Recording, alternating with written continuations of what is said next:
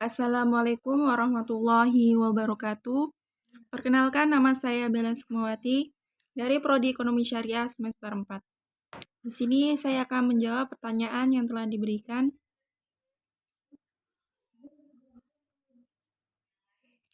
Yang pertama, bagaimana mengantisipasi turunnya nilai tukar rupiah di negara kita dan penyebabnya? Jelaskan.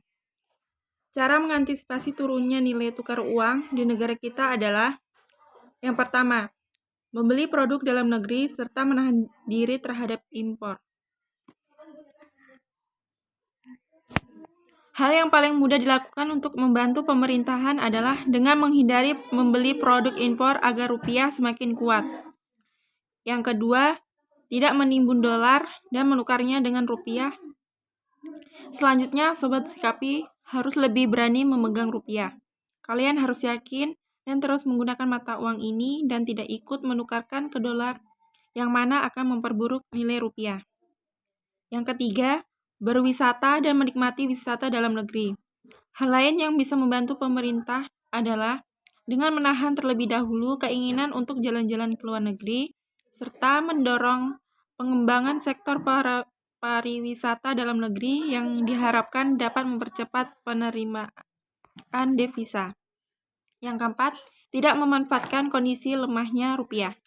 Saat ini, nilai tukar dolar meningkat.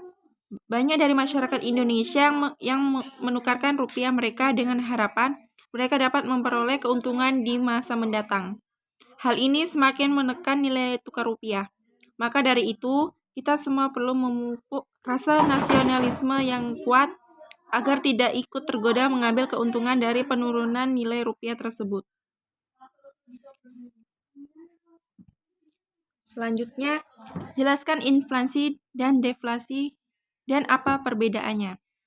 Yang pertama, inflasi adalah keadaan perekonomian di suatu negara di mana terjadi kecenderungan kenaikan harga barang dan jasa secara umum dalam waktu yang panjang.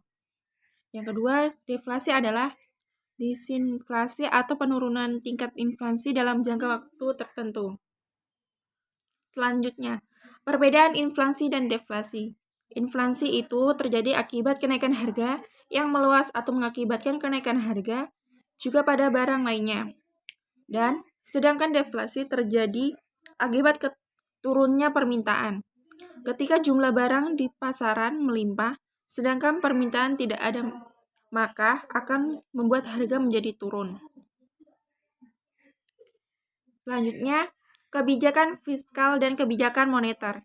Kebijakan fiskal mengelola dan menjaga kesejahteraan sektor-sektor pelaku perputaran uang melalui dari konsumen, pekerjaan, sampai pelaku usaha.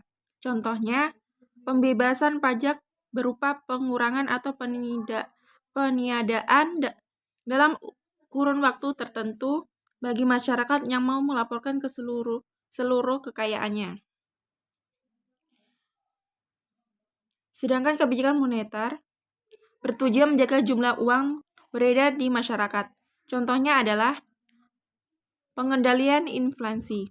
Saat inflasi tinggi, artinya uang yang beredar terlalu banyak, sehingga bank sentral akan mengambil kebijakan moneter dengan menarik uang yang beredar lewat kebijakan kenaikan suku bunga.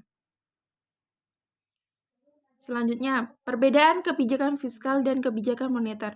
Kebijakan fiskal itu yang mengatur pengeluaran dan pendapatan dari suatu negara, sedangkan kebijakan moneter adalah kebijakan yang mengatur tentang peredaran uang di suatu negara. Selanjutnya, dampak yang terjadi ketika hutang negara yang sangat banyak. Dalam jangka panjang, utang luar negeri dapat menimbulkan berbagai macam persoalan ekonomi negara. Salah satunya dapat menyebabkan nilai tukar rupiah jatuh, inflasi. Utang luar negeri dapat memberatkan posisi APBN RI karena utang luar negeri tersebut harus dibayarkan beserta dengan bunganya. Cara mengatasi hutang negara yang sangat banyak. Usaha yang harus dilakukan oleh pemerintah adalah dengan memanfaatkan potensi yang sudah ada di Indonesia adalah dengan cara BUMN harus terbebas dari pengaruh dan intervensi politik, melakukan pendekatan ekstremonial dan aset BUMN dari UU Keuangan Negara. Mungkin itu saja yang dapat saya sampaikan. Kurang dan lebihnya mohon dimaafkan. Wassalamualaikum warahmatullahi wabarakatuh.